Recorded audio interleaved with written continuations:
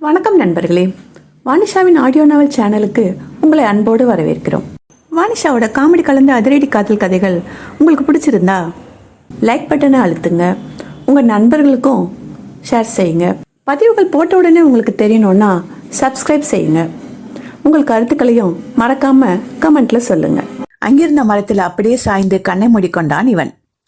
அவன் மோன நிலையை கலைப்பது போல பொத்தன சத்தம் கேட்க கண்ணை திறந்து சுற்றிலும் பார்த்தான் விஜய். சற்று தள்ளி குட்டி பெண் ஒருத்தி சைக்கிளில் இருந்து கீழே விழுந்து கிடந்தாள். வேகமாய் அவளை நெருங்கி, ஏ பாப்பா, விழுந்துட்டியா என கேட்டபடி மடங்கி அமர்ந்தான் அவன். கையில் பட்டிருந்த காயத்தை ஆராய்ந்தபடி இருந்தவள் கோபத்துடன், பாப்பாவா, வாய் வெத்தலை பாக்கு போட்டுக்கோ போப்பா என சீறினாள். இவனுக்கும் புசு புசுவன கோபம் ஏறியது.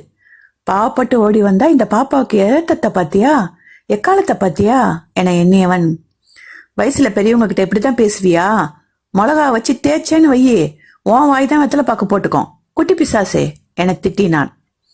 அவனை நன்றாக நிமிர்ந்து முறைத்து பார்த்த மதுஷாலினி, யாடா குட்டி பிசாசு, நீதான் மட்டி பிசாசு, மட பிசாசு, மரமண்ட பிசாசு என முட்டைக்கண்களை உருட்டியபடி கத்தினாள். இருட்டு லேசாய் கண்ணுக்கு பழகி இருக்க அவளை நன்கு உற்று நோக்கினான் விஜய்.